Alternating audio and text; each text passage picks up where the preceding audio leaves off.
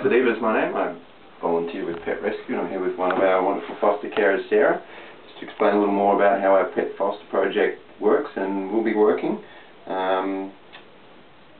starting very soon. Essentially, foster care is traditionally been used by rescue groups to enable them to get friendly and social dogs and cats out of pounds and buy them a little bit more time for us to do the rehoming, but it's actually a lot more versatile than that. There's a lot of flexibility around foster care, and in particular what we're looking to do, in addition to helping the rescue groups that we support, which is about 600 around Australia, we're also looking to let more people know about the fact that foster care exists and the flexibility it can give them around fostering and potentially adopting pets. So I think it's estimated that there's something in the order of just over 50% of Australia's 7 million households have a dog or a cat already, and the vast majority of them are single dog or cat households. So what foster care potentially can provide for people is the opportunity to see whether they're a good home for a second pet or a multi-pet household. And a lot of people have thought about that because, you know, maybe they're at work a little bit, their dog or their cat, they worry whether they're bored, maybe they need a friend, but often they don't take that step because they're worried about maybe disrupting the pet that they've already got. In my experience, the likelihood of that happening is quite low, but that's the thing that people worry about because quite rightly their priority is their existing pets. So what foster care does is it allows people who may be considering a second pet, for example, to take in a rescue animal, do something good for animal welfare and for a lost or abandoned dog or cat or kitten, and give them the opportunity to trial a second pet in their household, see how their existing pet reacts, see how they all get along, and if it works out fine, in my experience that's about 2/3 of the time, they'll actually they're given the opportunity to bond with that pet and they'll end up keeping them. So what we're actually doing with foster care in a lot of cases where you're getting people to foster an animal who's thinking about adopting, which is our sort of foster to adopt initiative, you're actually creating demand for pets that just wasn't there otherwise, because if you leave it up to people to do it on their own, they won't do it because they don't feel that they have enough options. So what we're looking to do is hold their hand through the process, find a foster pet that will fit within their existing household based on the preferences they may have. And you know, Sarah is a perfect example. Mama cat, who you saw initially, she's a little 9-month-old cat that came from the Animal Welfare League Western Suburbs. She had 5 kittens. We've rehomed 3 of those through some of the vets in our area here, and we're just waiting for some spaces to be available at some of those vet clinics so that Bonnie over there can also be rehomed.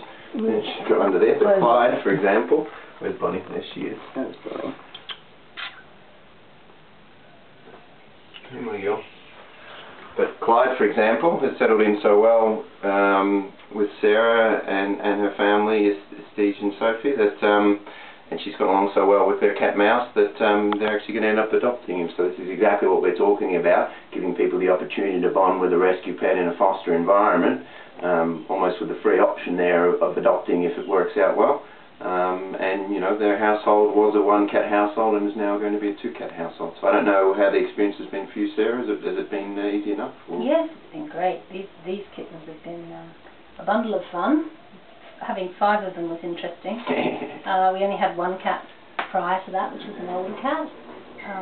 But Mama's just settled down so beautifully. I mean, she was still feeding them when they arrived. Oh yes.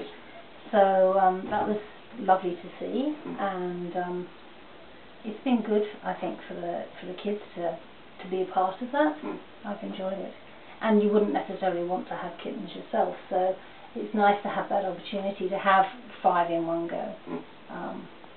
Well, I don't know, they may not have been around if you hadn't offered to put up your hand and foster them. So to say that the week that the Animal Welfare League took Mama, who's only 9 months old, and her kittens in, I think they had over 50 kittens come in that week, so kitten season can be quite a harrowing experience in terms of the numbers that turn up in rescue. So, you know, if foster carers, you know, just invaluable in trying to cut the number of kittens during kitten season that are being put to sleep just for lack of space in pounds and shelters around Australia.